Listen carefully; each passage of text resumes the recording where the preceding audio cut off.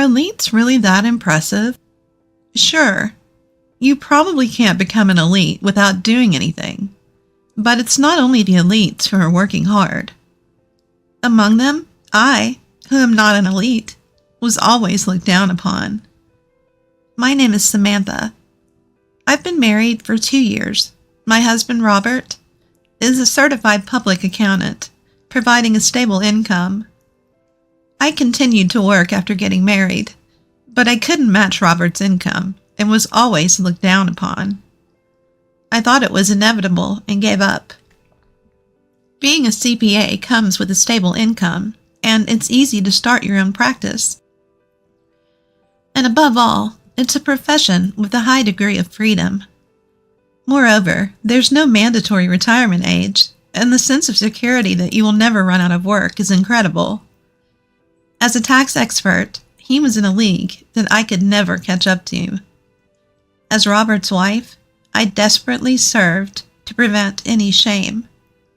And then one day, suddenly my mother-in-law came to the house. I was surprised and flustered.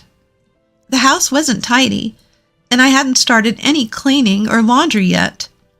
A leisurely weekend morning turned hectic. My mother-in-law, as usual, was dressed in elegant clothes and stylish shoes, looking nothing like someone in her 60s. As soon as she entered the house, she began firing off snide remarks. "Oh, Samantha, what's this? How long do you intend to sleep? A wife must wake up before her husband and finish everything. You can't let your guard down just because it's the weekend." I'm sorry. I'll do it right away. Then I thought Robert would defend me, but he started making snide remarks too.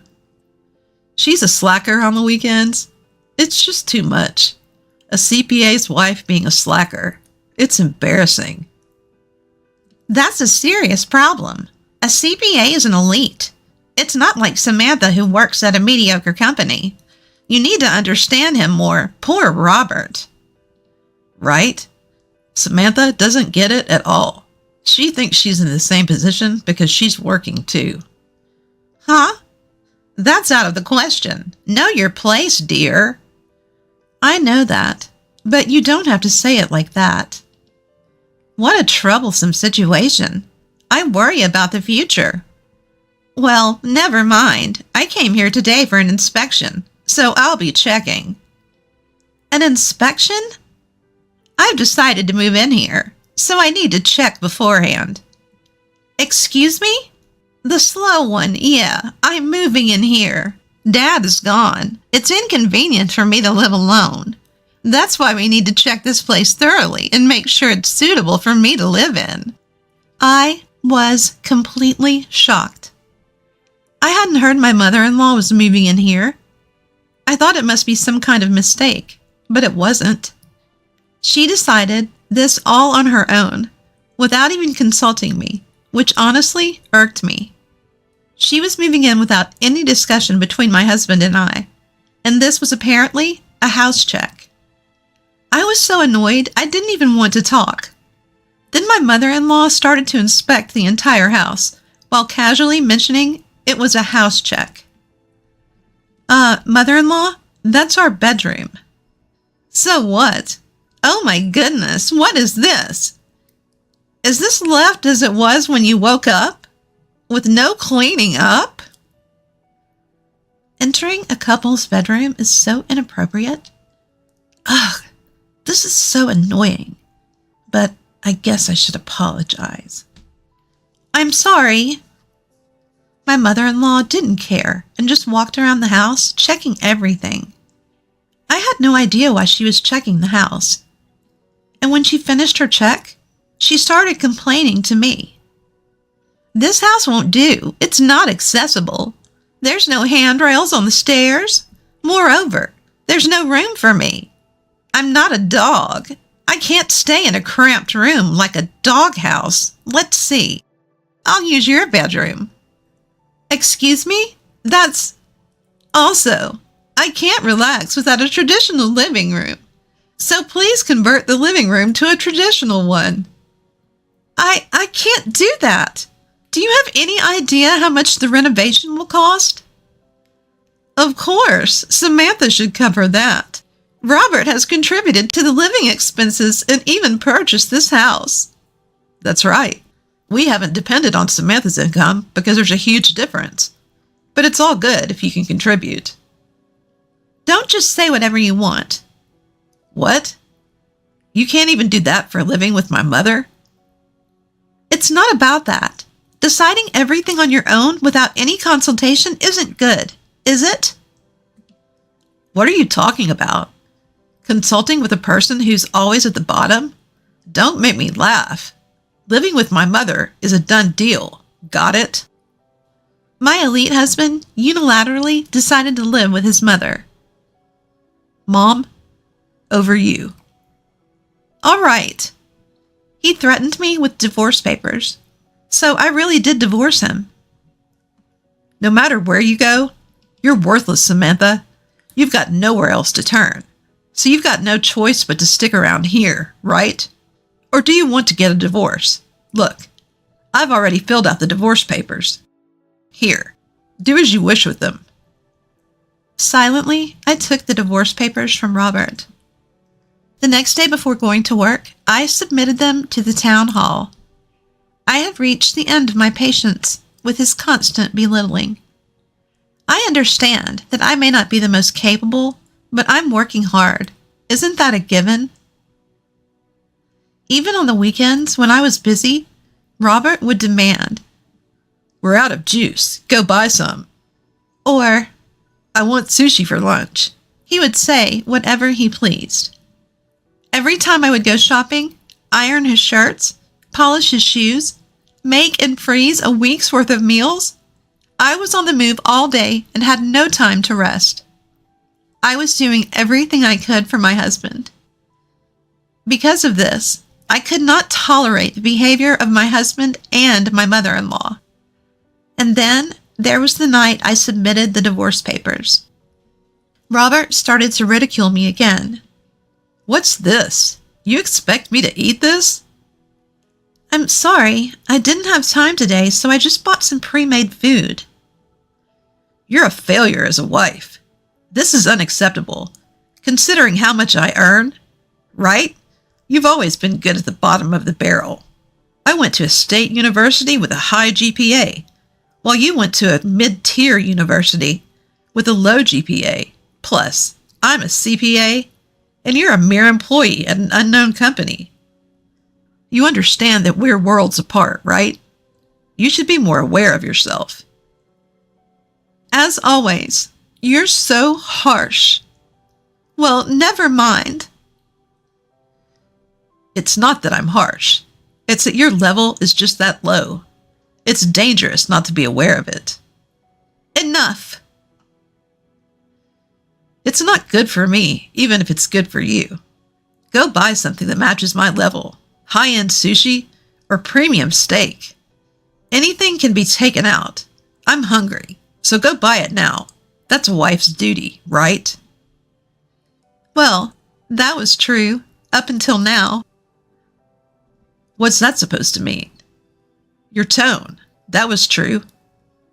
Up until now. What's that? I don't have to serve you anymore. Please don't treat me like a slave. Just be grateful that I've prepared anything at all. What? What do you mean? I'm not your wife anymore. I submitted the divorce papers this morning, so I'm not your wife anymore. What? What are you saying? The divorce papers, the ones I handed over yesterday? That's right. You told me to do as I wished with them, remember? They were already filled out and stamped. I figured that must have been your sentiment. Wait. I only handed them over as a threat. What? Despite signing and stamping the divorce papers, you're saying it was just a threat? That's unbelievable. Surely not. They were accepted without any issues, though. Whoa. Please reconsider. Divorce? No. This is bad. I'm an elite, you know. Divorce, that's seriously bad news. I'm sorry, but I can't keep up with your public image. Although I might not be as skilled, I have never forgotten to be kind and considerate. I've never belittled or looked down on anyone. I've had enough. It was convenient while it lasted. I'll pack my belongings and leave this weekend. Of course, if you want me to leave immediately, that's fine too. This is bad. Bad. What should I do? I have to contact my mom. I never thought that my husband could be such a person. Suddenly, I felt completely detached. After filing for divorce, there was a moment of hesitation, wondering if I'd done the right thing. But now, all that is blown away. I plan to pack my things this weekend and return to my parents' home. Even though it's not much of my personal belongings, it doesn't really matter. When I thought about how easily a marriage could end, I started wondering about what family really meant. Was it because we didn't have children or couldn't form familial bonds? I don't think so. The problem was in our relationship. We couldn't form a bond between the two of us. There's no point in regretting, so I've decided to stop pondering over it. Now that I'm single again, I just need to focus on my work. I was getting motivated for work, thinking the next week I'll be a different person. But then, during the weekend, I borrowed a car from my father to move my packed belongings, while my ex-husband didn't even bother to help, just pacing around relentlessly. I didn't understand what he was so nervous about, but an hour later, it all made sense. He felt embarrassed about divorcing me and called my ex-mother-in-law in an attempt to reconcile. As soon as my ex-mother-in-law arrived, he hurried over to her and started explaining. Then my ex-mother-in-law approached me and said, "Samantha, you're really doing whatever you please, aren't you? I don't approve of you divorcing." Do I need a parent's approval to divorce? I was handed the divorce papers right in front of you, remember? You can't claim you didn't know.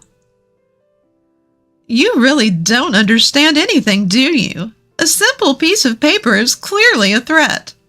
Why would you take it seriously? Robert is an elite. Aren't you aware of being an elite's wife? I didn't marry Robert because he was an elite. What's this awareness you're talking about? It doesn't matter if he's an elite or not. Please understand what I'm saying. Becoming an elite's wife is a privilege few people have. You achieved that. It's not right to throw it away so easily. We'll pretend as if what you did never happened. So please stop this nonsense about leaving. I wonder who's the one not understanding. Holding on to an elite without being able to do anything. That's you, right? My ideal is a warm family. I don't think being an elite makes everything okay. Earning money is good enough. The important thing is the heart. A heart that you and your son seem to lack.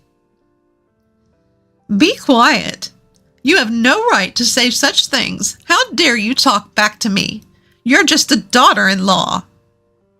I'm not a daughter-in-law anymore, no matter what you say.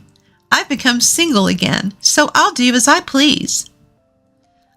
Wait. That's not correct.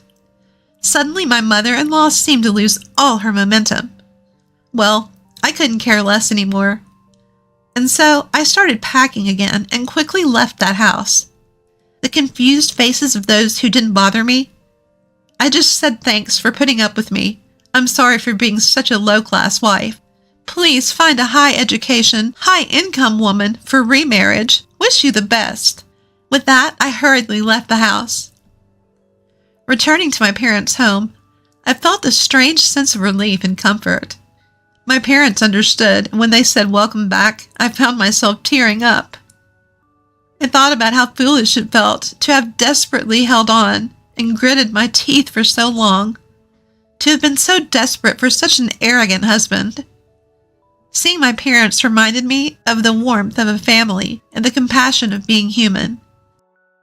I felt an explosion of all the stress I had accumulated until now and fell asleep without even eating dinner, sleeping straight through until morning. When I woke up the next morning, I felt incredibly refreshed. For the first time in a while, I decided to cook breakfast for my parents. The home-cooked meal felt nostalgic. Mixed feelings of realizing that I had returned home and regret over the time wasted. However, I had never imagined I would have to restart my life in my 20s. But my parents told me it might be a lucky chance, which I agreed to. I decided to aim for getting a professional certification and strive for promotion. Then something happened after a month. It was a weekend, and I was making hand-cut pasta with my parents. My dad was skilled at making pasta, so I was assisting him and my mom when the doorbell rang. Neither of them could leave their work, so I answered it. Opening the door, standing there, was Robert. "Robert, what are you doing here?" My ex-husband was standing there in the pouring rain, completely soaked without even an umbrella. Surprised, I impulsively invited him in. "Come in, you'll catch a cold." Just then my father appeared. Even though he was in the middle of making pasta, my father appeared with force. "Dad!" What are you doing here? This is not your place. Please leave." "Dad, Robert's completely soaked. He'll catch a cold." "I could care less about what happens to this man. He's the worst. He made you suffer." "But still." "Get out of here right now." Just then, my ex-husband fell on his knees begging. I was taken aback by this sight. I saw Robert like I had never seen him before, the man who was once so proud and looked down on me. And then he started to talk. "Father-in-law, I'm sorry for causing so much trouble. Let me cut to the chase. Please let me remarry Samantha. I regret how I have acted as a man, but I realize that I can't live without her. Please, I beg you." "What on earth are you talking about now? It's too late. Go back." "I can't survive on my own. I can't clean, do laundry, cook. I need Samantha. From now on, I believe we can live in harmony. My mother also wants to live in peace. She's getting old. If she can't move, it's over. Samantha, please help me. Please, can't you come back?" "So, that's what it is. Typical you. Enough is enough. This isn't a joke. Samantha is not a housekeeper. Go home. Never show your face again." Father-in-law." "I am not your father-in-law anymore. Stop calling me that." "Please, father-in-law, Samantha, help me. Hey, wait a minute. Don't throw me out. Samantha." For a moment, I was almost fooled again, but my father intervened. "He is just struggling because he can't clean, do laundry, cook. He can't do anything without me. My former mother-in-law just wants to loaf around. Apparently, he couldn't get along with his domineering mother and his spoiled self, so he came to me for help. They seemed to be constantly fighting, and it was nothing but stress. In the midst of all this, he thought of me, convenient me, as if I'd fall for that. Just when I was finally free, there's no way I'm going back. And so my ex-husband was commanded by his mother to take care of all the household chores. Between work, cleaning, laundry, and housework, he's going to have a tough time. He seems to have finally understood what I've been doing all this time, but it's too late. Let them struggle as a family. That's what they did to me. And also, my ex-husband apparently couldn't bear it any longer. He abandoned his job and his life and ran away. I realized then what a pathetic man he was. I found an apartment near my office and moved out. And then I took on the challenge of obtaining a professional certification and passed with flying colors. My salary went up, and I started to see a different side of myself. Overjoyed, I was on cloud 9. This is just the beginning. There's so much more to come. I won't be defeated. I'll keep moving forward. No way I'm going down without a fight.